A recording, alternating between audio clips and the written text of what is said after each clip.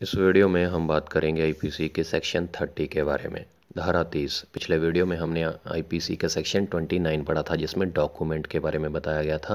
अगर वो वीडियो आपने अभी तक नहीं देखी है तो प्लीज़ आप वीडियो सेक्शन में जाके वो वीडियो देख लीजिए, तब आपको क्लियर हो जाएगा आईपीसी के हिसाब से डॉक्यूमेंट किसको कहते हैं। इस सेक्शन में बात की गई है वैल्यूएबल सिक्योरिटी की। तो सबसे पहले डेफिनेशन चेक करते हैं, उसके बाद एक एक वर्ड मैं आपको सिंपल शब्दों में क्लियर करूँगा। वीडियो के एंड तक सारी आपको डेफिनेशन क्लियर मतलब समझ में आ जाएगी आसानी से।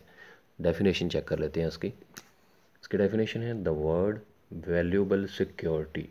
इसकी बात की गई है इसमें। वैल्यूएबल सिक्योरिटी मतलब बहुत ज़्यादा इम्पॉर्टेंट जो कोई भी डॉक्यूमेंट होता है उसको वैल्यूएबल सिक्योरिटी बोला गया है आईपीसी के हिसाब से। The word valuable security denote a document which is और purports to be a document whereby any legal right is created, extended, transferred, restricted, extinguished, or released, or who hereby any person acknowledges that he lies under liability or has not certain legal right। तो अब इसकी definition check करते हैं कि इसकी definition को अगर simple शब्दों में पढ़ें तो क्या कहती है। इसमें यह कहा गया है कि जो वैल्यूएबल सिक्योरिटी होती है, जो मतलब इम्पॉर्टेंट बहुत ज़्यादा इम्पॉर्टेंट डॉक्यूमेंट्स होते हैं, वो कौन सा डॉक्यूमेंट होगा। या तो वो एक डॉक्यूमेंट होगा या फिर वो और परपोर्ट्स टू बी, या फिर वो एक डॉक्यूमेंट की तरह लगता होगा, एक डॉक्यूमेंट की तरह प्रतीत होता होगा। ठीक है, यहाँ तक क्लियर हो गया। वो कौन सा डॉक्यूमेंट होगा। यहाँ पर whereby any legal right is created, यहाँ पर कोई लीगल राइट क्रिएट हो रहा है, बन रहा है। एग्जांपल दे के आपको मैं समझा देता हूँ साथ साथ में। जैसे लीगल राइट क्रिएट कहाँ पर होता है। मान के चलिए आपने कोई घर खरीदा, कोई मकान खरीदा। तो मकान ख़रीदने के लिए आप क्या करेंगे, सामने वाली जिसका मकान है उसको पैसे देंगे और वो आपके नाम पर सेल डीड करवाएगा, रजिस्ट्री करवाएगा। डॉक्यूमेंट्स आपके नाम पर होंगे तभी आप किसी का घर खरीद पाएंगे। तो मतलब क्या हो गया, लीगल राइट, आप लीगली उस घर के मालिक बन गए, लीगल राइट क्रिएट हो गया। आपने उसको पैसे दिए, उसने आपके नाम पर सेल डीड करवा दी, रजिस्ट्री करवा दी। तो यहाँ पर क्या हो गया, लीगल राइट क्या हो गया, क्रिएट हो गया, क्रिएटेड हो गया। तो इसको भी डॉक्यूमेंट माना जाएगा, सेल डीड को, रजिस्ट्री को। अब आगे क्या कहती है, when any legal right is created, created के बाद एक्सटेंडेड। एक्सटेंडेड मतलब लीगल राइट को, कानूनी अधिकार को बढ़ा देना, आगे बढ़ा देना। उसका भी एग्जांपल देता हूँ। जैसे आप मकान मालिक हैं और आपका एक किराएदार है।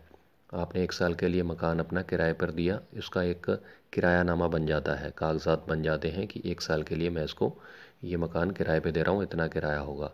अब 1 साल के बाद अगर आप जो किराएदार है वो आगे मकान किराए पर लेना चाहता है, मान के चलिए 6 महीने और रहना चाहता है, तो उस किराएनामे को एक्सटेंड कर दिया जाएगा, बढ़ा दिया जाएगा।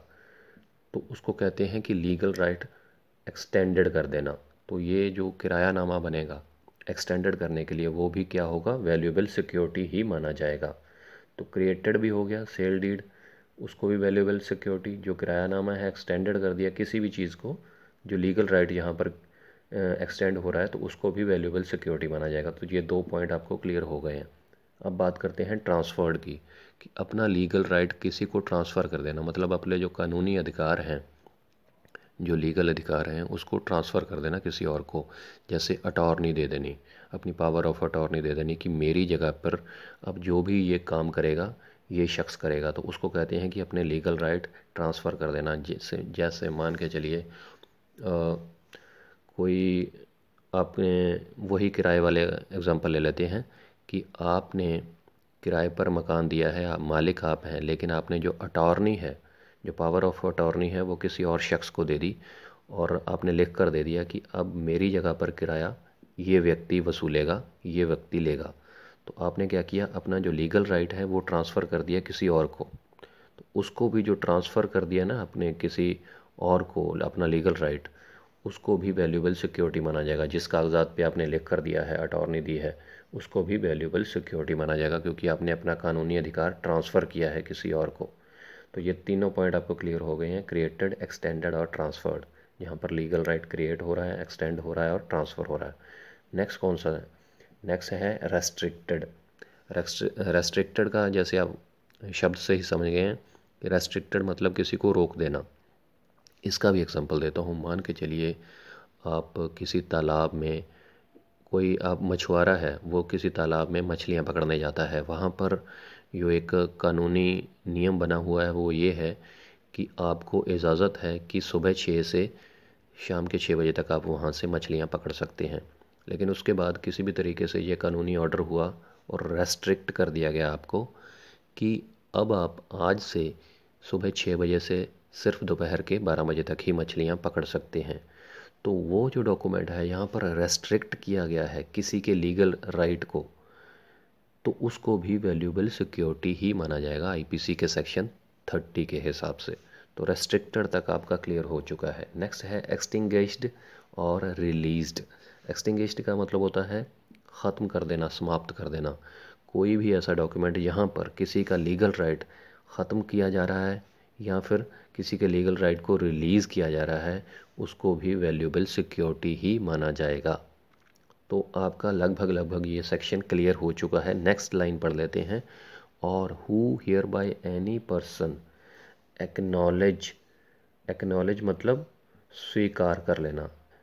Who here by any person acknowledges that he lies under liability, मतलब इसका कहने का ये है कि कोई भी ऐसा डॉक्यूमेंट जहाँ पर कोई व्यक्ति ये मानता है, स्वीकार करता है कि वो इस लाइबिलिटी के अंदर आता है, उसकी मतलब अपनी ज़िम्मेदारी को वो मानता है किसी भी तरीके से, तो वहाँ पर भी जो है वैल्यूएबल सिक्योरिटी बन जाता है वो डॉक्यूमेंट। इसका भी एग्जांपल देता हूँ। मान के चलिए आपसे किसी ने 2 लाख रुपए उधार लिए और वो कहता है कि 6 महीने के अंदर आपका जो है कॉन्ट्रैक्ट हो गया कि 6 महीने के अंदर वो 2 लाख रुपए आपको लौटा देगा।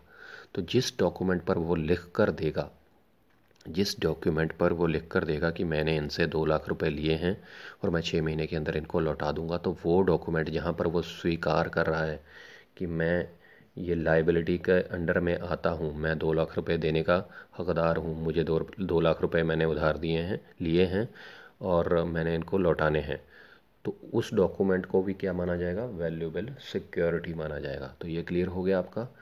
या फिर कोई ऐसा डॉक्यूमेंट यहाँ पर कोई सर्टेन लीगल राइट जो है वहाँ पर कोई ये कह रहा है कि मैं इस लाइबिलिटी के अंदर नहीं आता हूँ।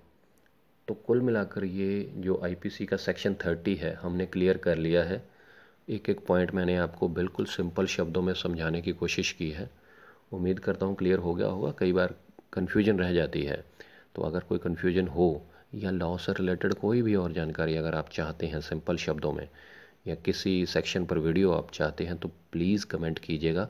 ये वीडियो आपको कैसे लगी उस पर भी कमेंट कीजिएगा और जाने से पहले चैनल सब्सक्राइब ज़रूर कर लीजिएगा, क्योंकि अगर आप चैनल सब्सक्राइब करेंगे, क्योंकि कानून से रिलेटेड ही वीडियोस अपलोड की जाती हैं इस चैनल पर। अगर आप लॉ के स्टूडेंट हैं, किसी एग्ज़ाम की प्रेपरेशन कर रहे हैं या वैसे कानून के बारे में जानकारी चाहते हैं, तो ये चैनल सिर्फ आप ही के लिए है।